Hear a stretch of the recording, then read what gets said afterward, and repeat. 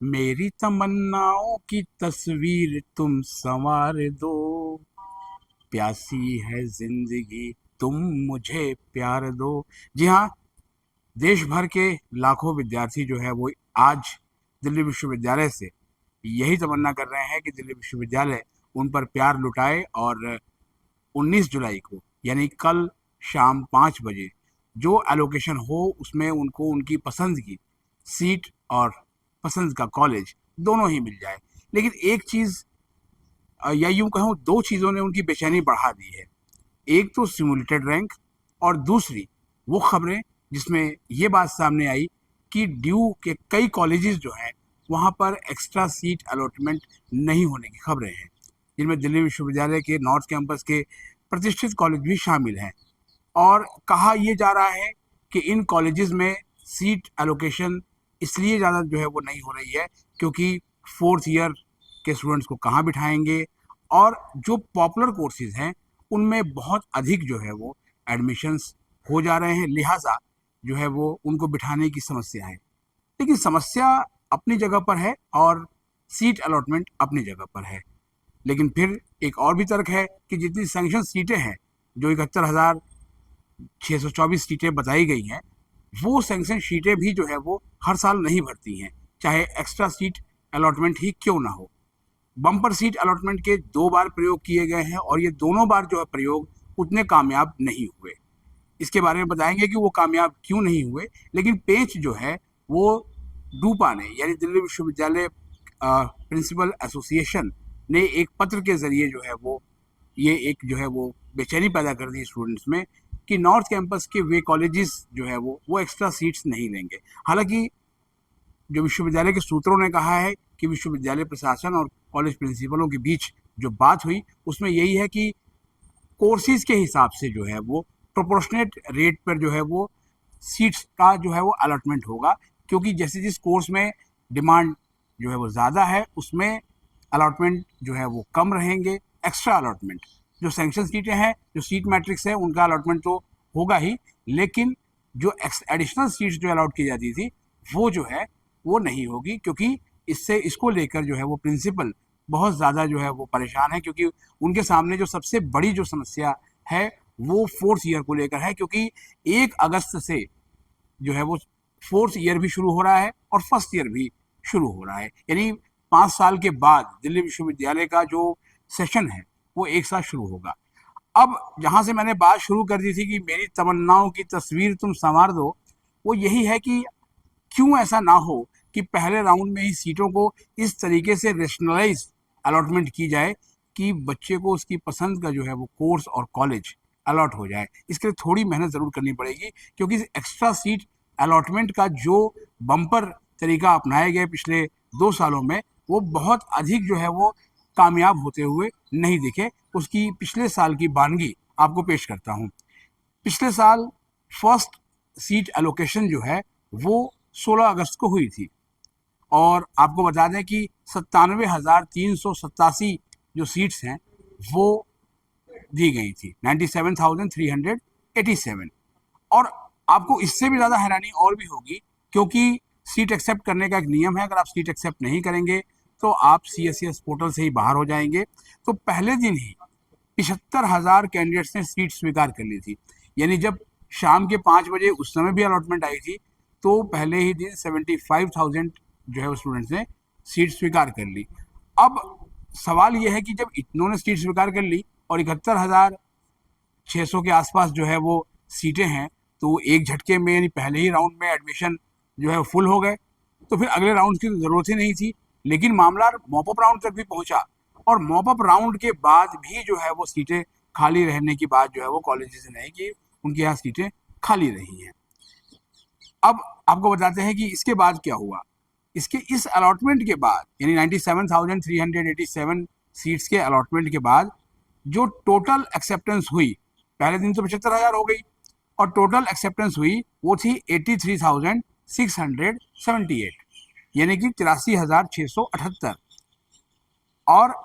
Confirm admission इस round के जो पूरे होने के बाद हुए वो आंकड़ा आपको जो है वो हैरान करेगा। आप सोच भी नहीं सकते कि जितनी सीट एक्सेप्ट हुई थी उसे कितने गुना कम जो है वो एडमिशन कंफर्म हुए, इनकी संख्या थी 25,727। जी हाँ, एक बार फिर से सुन लीजिए, 25,727, 25,727।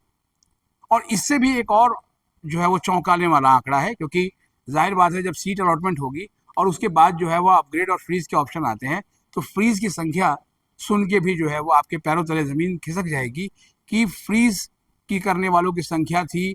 5,814। जी हाँ, 5,814। यानी कि जो ये फ्रीज इन्होंने किया अपना एडमिशन,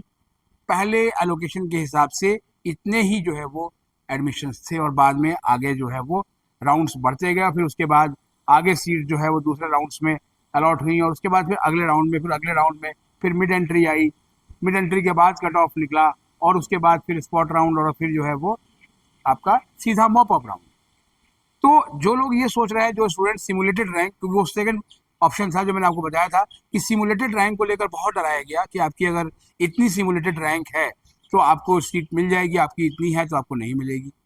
तो सिमुलेटेड रैंक को लेकर डरने की बात नहीं है। ये आंकड़ा मैंने इसीलिए आपको पेश किया क्योंकि सीट अलॉटमेंट पे पेच फंसा हुआ है। और कितनी सीटें अलॉट होंगी, कुछ सूत्रों का कहना है कि अलॉटमेंट सीटों की संख्या 1 लाख से अधिक हो सकती है। कुछ का कहना है कि जो है वो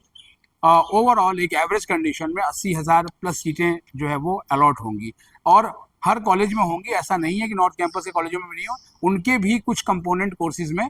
जो है वो सीटें अलॉटमेंट होगी। लेकिन जो रूरल सेक्टर के जो कॉलेजेस हैं, चाहे वो स्वामी श्रद्धानंद हो, अदिति महाविद्यालय हो, भगिनी निवेदिता हो, BR अम्बेडकर कॉलेज हो, या कुछ और जिनको कि कैंपस से दूर, और आपकी भाषा में उनको ऑफ कैंपस कॉलेज कहते हैं, वहाँ पर जो है वो कुछ कोर्सेज में 100% भी सीट अलॉटमेंट जो है वो हो सकती है। तो यानी कि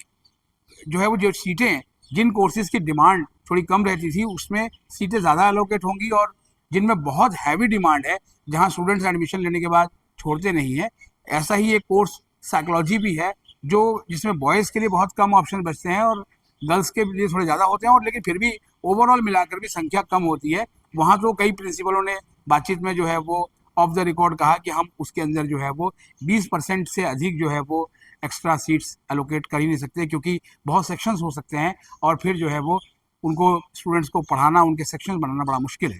क्योंकि आपको भी पता है कि सैक और वैक के कोर्सेज भी हैं, और 4th ईयर आने के बाद तो कमरे वैसे भी ऑक्यूपाइड हो सकते हैं। इसीलिए गाने से शुरुआत हुई थी कि आपके तमन्नाओं की तस्वीर संवारने का जिम्मा ड्यू के ऊपर है, और ड्यू किस तरीके से इस बार, और सबसे बड़ी बात यह है कि ड्यू के एडमिशन ब्रांच के पास एक मौका है अपनी पिछली छवि को थोड़ा बेहतर करने का। इस बार अगर जो है वो एडमिशन ब्रांच ने ठीक तरीके से जो है वो अपने काम को अंजाम दिया, हालांकि प्रोफेसर हनीत गांधी के नेतृत्व में लगातार जो है वो एडमिशन ब्रांच ने कई प्रयोग किए हैं, और प्रयोग जब होते हैं तो उनके सफल और असफल होने की गुंजाइश रहती है, लेकिन प्रयोग होने चाहिए, और वो प्रयोग स्टूडेंट्स के हित में हो तो अच्छा है। और इस बार जो है वो तो BC साहब ने खुद ही कहा है कि जो है वो कट ऑफ आपको नज़र आएगी, ना केवल अपने कोर्स की कट ऑफ बल्कि ओवरऑल कट ऑफ भी आपको नज़र आएगी। तो ट्रांसपेरेंसी को लेकर जो है वो लगातार जो है वो जो आपकी आशंकाएं हैं उसको भी जो है वो निपटाने की कोशिश की गई है। और आज आपने देखा भी जो है वो दोपहर बाद बहुत तेज़ बारिश हुई, और मुझे लगता है कि जो है वो ये बरसात जो है वो आपके जीवन में भी जो है हरियाली लेके आएगी, और कल जब सीट अलॉटमेंट होगी तो आपके चेहरे पर भी जो है वो मुस्कान खिलेगी, और आपको हो सकता है कि जो प्रेफरेंसेस आपने बनाई है, और ख़ासतौर पर उस एक स्टूडेंट को जिसने बनाई है 1414 प्रेफरेंस, 1414, और मैं देखना चाहूँगा कि उसको सीट अलॉट हुई कि नहीं इतनी अधिक प्रेफरेंसेस बनाने की, क्योंकि ड्यू की डीन एडमिशन से लेकर ड्यू के vice chancellor professor Yogesh Singh ji ने भी कहा था कि मैक्सिमम प्रेफरेंसेस बनाइए, जिससे आपके जो एडमिशन की जो संभावनाएं हैं, जो प्रोबेबिलिटी है, वो बहुत ज़्यादा बढ़ जाए। तो अगर आपने भी ऐसी प्रेफरेंसेस बनाई है तो अब जो है वो आप थोड़ा सा जो है वो आज कूल रहें, और एंग्जाइटी जाहिर बात है होगी, क्योंकि यही रात अंतिम और यही रात भारी वाली, तो हर बार जो है वो ये गीत होता ही है, लेकिन भारी कुछ भी नहीं होता। पहली एलोकेशन होगी, और इसके बाद अभी ऐसा नहीं है कि ये एलोकेशन कोई लास्ट एलोकेशन होगी। हालांकि विश्वविद्यालय सूत्रों ने कहा है कि 2 एलोकेशन में ही वो मैक्सिमम जो सीट्स है उसको फिल करने का पूरा प्रयास करेंगे, यानी कि मुझे लगता है कि मैक्सिमम स्टूडेंट्स को सीट देने की कोशिश की जाएगी उनकी मेरिट के आधार पर। तो इसलिए हम आपको इसके लिए शुभकामनाएं दे सकते हैं। और आज के लिए फिलहाल इतना ही। हमारे चैनल पर अगर नए हैं तो चैनल को सब्सक्राइब कर लें और शुभकामनाएं मैं दूंगा आपको कल के लिए। और सब्सक्राइब करने के साथ साथ इसे लाइक और शेयर भी कीजिए अपने दोस्तों के बीच, ताकि आपको ऑथेंटिक इन्फॉर्मेशन लगातार मिलती रहे। मिलते हैं एक और एपिसोड के साथ, तब तक के लिए नमस्कार।